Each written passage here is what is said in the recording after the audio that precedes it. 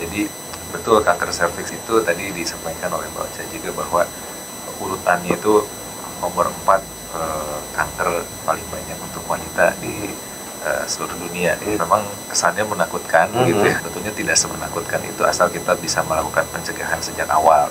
Jadi betul kanker serviks ini bahasa awamnya itu kanker leher rahim ya. Jadi kalau kita lihat rahim itu bentuknya kan seperti buah pir gitu ya. Jadi ada bagian badannya dan ada bagian yang di bawahnya kita kenal dengan leher rahim. Nah, apabila terjadi pertumbuhan sel-sel yang abnormal di daerah leher rahim, maka kita sebut dengan kanker leher rahim. Kemudian seberapa membahayakan ya, bisa berbahaya kalau kita temukannya sudah saat stadium lanjut.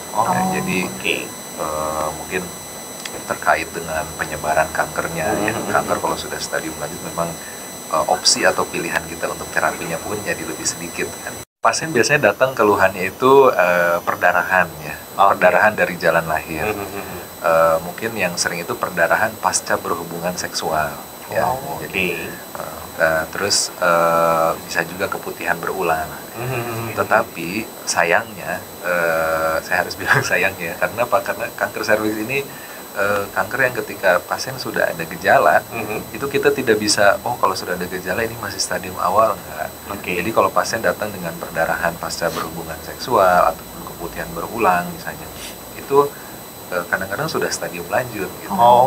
Jadi ketika sudah ada gejala itu kita tidak bisa memastikan bahwa ini masih gejala stadium awal.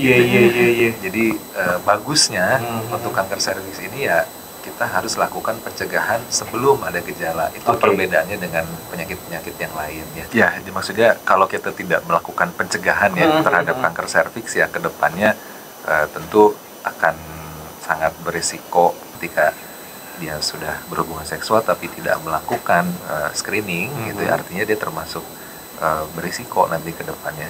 Sebetulnya kita pencegahan itu ada primer, ada sekunder ya. Ibaratnya ada pertahanan pertama, pertahanan kedua gitu ya. Untuk primernya itu adalah vaksinasi HPV ya. Vaksinasi ini sangat penting karena ketika kita berikan vaksinasi, maka dia bisa melindungi atau menurunkan resiko sampai 70% untuk kanker serviks ke depannya ya. Dan vaksinasi ini bisa diberikan sejak usia dini sebetulnya. Mungkin ini banyak yang belum tahu juga ya. Kalau disangkanya dewasa atau gimana, justru vaksin ini dilakukan paling bagus ya sebelum menikah dan sejak usia dini, bahkan di usia SD ya, 9 sampai 13 tahun. Itu udah bisa ya, Dok ya? Udah bisa. Bahkan kita dari pemerintah juga ya, baik dari Kementerian Kesehatan, Rumah Sakit Hasan Sadikin sudah mulai banyak melakukan promosi gencar, kerjasama ya, pilot project di beberapa sekolah dasar untuk mempromosikan bahwa vaksinasi HPV ini bisa dilakukan sejak dini.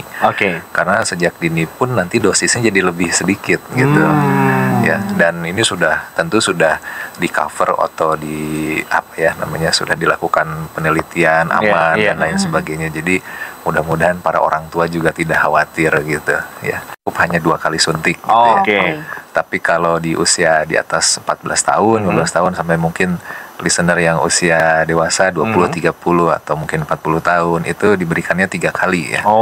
Bulan ke-0, bulan ke-1, bulan ke-6. Jadi seperti vaksin hepatitis B gitu. Tapi kalau sudah menikah itu lain cerita ya. Tidak cukup hanya vaksinasi saja. Kita harus lihat secara rutin untuk pencegahannya itu dengan cara pemeriksaan, bisa pilih salah satu antara pap smear, IVA test atau kita sebut juga dengan inspeksi visual asam asetat ya, atau juga HPV DNA.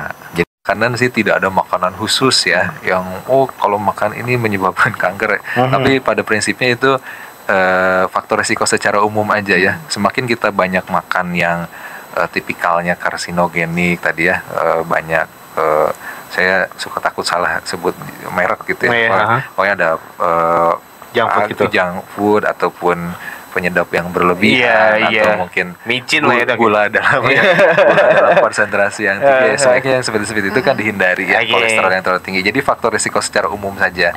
Tapi kalau khusus tidak ya.